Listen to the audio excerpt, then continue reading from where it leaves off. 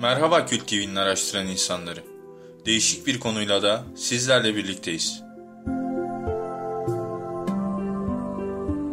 Fal, bazı alet ve araçlarla ya da bazı yöntemlerle içinde bulunan zaman hakkında veya gelecekten haberler verdiğine inanılan bir çeşit ritüeldir. Bu ayin değişik dillerde, değişik adlandırmalarla anılır ve değişik anlamlara gelir.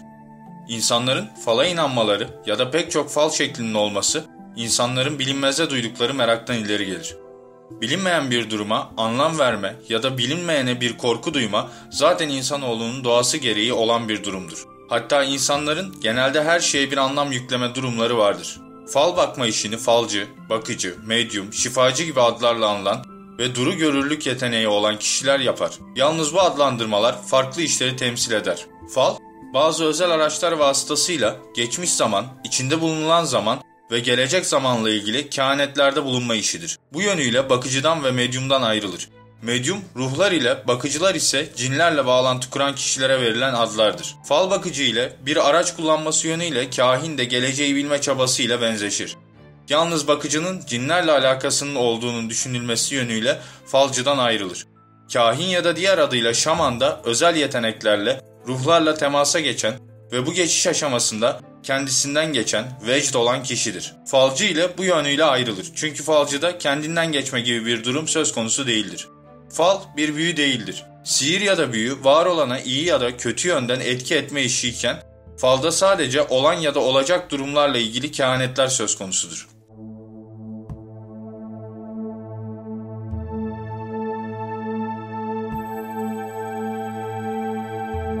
Kahve falının çıkış tarihi kesin olarak bilinmemektedir. Bazı kaynaklarda Türk kahvesi içerisinde telvelerden oluşan şekillerin yorumlanmasının 18. yüzyıla dayandığı yazmaktadır. Eski kültürel uygulamalardan biri olan ve geçmişten günümüze adeta miras olarak kalan kahve falı bakımcılığı, geleneksel Türk kahvesi içimi sonrası fincanın dibinde kalan telvenin çalkalanarak ters çevrilip kapatılmasıyla fincanda ve tabakta oluşturduğu şekillerin yorumlanmasına dayanan bir kehanet yöntemidir. Türk İslam toplumlarında uzun yıllardır özellikle kadınlar arasında sosyal ortamlarda oldukça yaygındır. Bazen gerçekten inanılarak, bazen de eğlence, dertleşme, kaynaşma, hatta terapi yöntemi olarak kahve falı tüm toplumlarda ilgi görmeye devam etmektedir. Kahve falındaki kehanetlerin doğru çıkma olasılığı, falı bakan kişinin duru görürlük yeteneği ile doğrudan alakalıdır. Fincan ve tabakta oluşan şekiller, duru görür kişiye ilham sağlamakta ve bu şekilde duru görür kehanetlerini isabetli şekilde yapabilmektedir.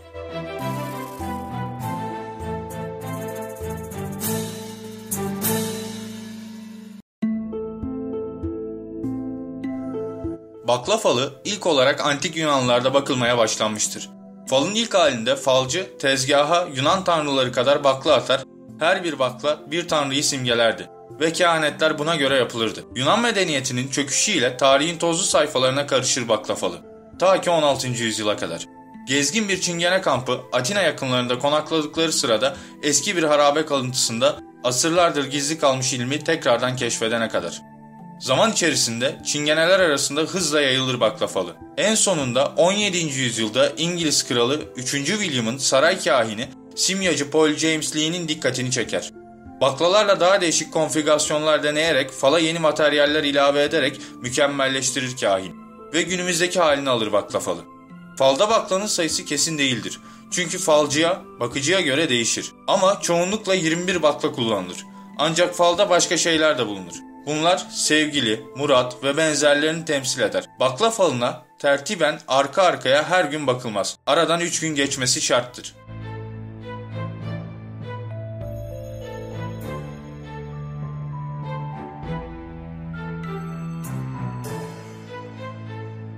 Tarot, Orta Çağ'ın sonlarına doğru ortaya çıkmaya başlamış, 78 karttan oluşan bir oyun kartı destesidir. Zamanla psikolojik destek amaçlı olarak kullanılmaya başlamış ve günümüzde kehanet ve fal ile güncelliğini korumaya devam etmiştir. Geleneksel olarak tarot 22 adet büyük arkana majör kartı ve 56 adet küçük arkana minör kartından oluşmaktadır. Küçük arkana kartları klasik İskambil kağıdı destesinin atasıdır. Tarot destesi bugünkü haliyle 22 büyük arkana ve 56 küçük arkana olmak üzere toplam 78 karttan oluşmaktadır.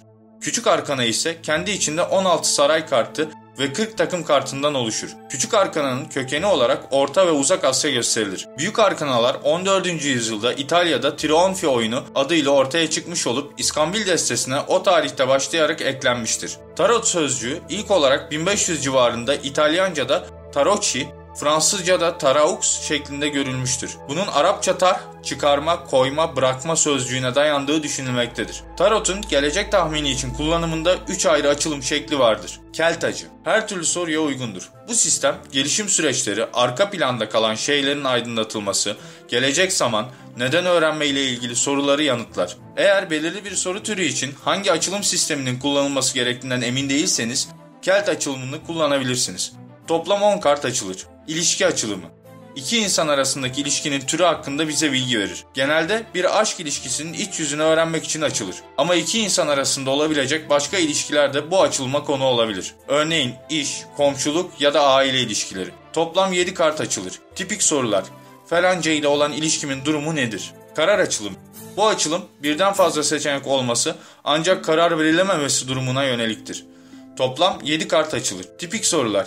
Seçeceğim hangi yol benim için daha hayırlı olacaktır?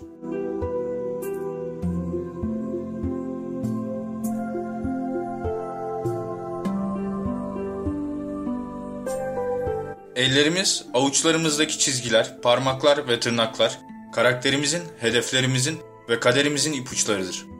Bu mesajları bir kez öğrendiğinizde tüm gücünüzü daha zengin ve dolu bir yaşam için kullanabilirsiniz. Hepimiz geleceğe çeşitli umutlarla bakarız ve o arada tam ellerimizin içindedir. El falının gerçek önemi kaderinizi anlamanızda yardımcı olmasında yatmaktadır. Güçlü ve zayıf yanlarınızı, yeteneklerinizi ve sınırlarınızı anlamada, tüm çok benli kişiliğinizi geliştirmede size yardımcı olur. Neysem oyum diyebilirsiniz. Fakat neyseniz o olabilmeniz için önce ne olduğunuzu bilmeniz gerekir. El falı sanatı eski Mısır'a, Hindistan'a ve çok eski çağlara bağlanabilecek kadar uzak bir geçmişe sahip olan gizli bir bilimdir. Özellikle Bohemyalılar tarafından uygulana gelmiştir.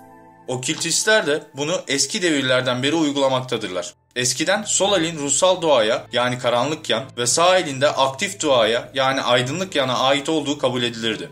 Daha sonra karanlık ile kötünün yanlış bağdaştırılması sonucu sol el karanlık güçlerle özleştirildi. Kötü yani sinister sözcüğünün orijinal karşılığıdır. El ve iskambil falını batıda kuşaklar boyu sürdüren Çingeneler geleneksel olarak sol eli okurlar. Bunun nedeni belki sol elin kişinin ezoterik ya da gizemli yanını temsil etmesi, belki de kalbe daha yakın olmasıdır. Sol el avuç içi kişinin kendisine dönük şekilde tutulur. Boy olarak tüm diğerlerinden uzun olan orta parmak kaderi temsil eder ve avucun içinde dikey bir çizgiyle devam eder. Bu çizgi kader çizgisidir. İnsanın varlığı süresince izleyeceği yolun bir resmidir bu. Yüzük parmağı, ki buna Apollon da derler, sanat ve talihi temsil eder. Merkür adı verilen serçe parmağı ise bilimi ve tüm faaliyetlerdeki hesabı, ticaret, oyun vesaireyi temsil eder. Sanat ve bilim insanın iki soyut eğilimini oluştururlar. İşaret parmağı yani Jüpiter her türlüsünden maddi hırsı temsil eder. Baş parmak insanın kendisi, insanın dayanıklı iradesini, mantıklılığını ve karakteristik cesaretini temsil etmektedir. Bir kişi hakkında ilk hükme varabilmek için esas olarak ele alınan orta parmağa göre en uzun olanın hangi parmak olduğuna bakmak gerekmektedir. Şayet işaret parmağı yüzük parmağını geçiyorsa kişi pozitif değerlere ülküsel değerlerden daha çok önem veriyor anlamında yorumlanmaktadır. Para o kişi için şan ve şereften daha önemlidir. Bunun tam tersine yüzük parmağı işaret parmağını geçmiyorsa şahıs kuramsal olanı uygulamalı olana, şan ve şerefi paranın katı imkanlarına tercih ediyor anlamındadır. Şiromansi yapanların karakter üzerindeki ilk hükümleri bu şekilde gerçekleşir.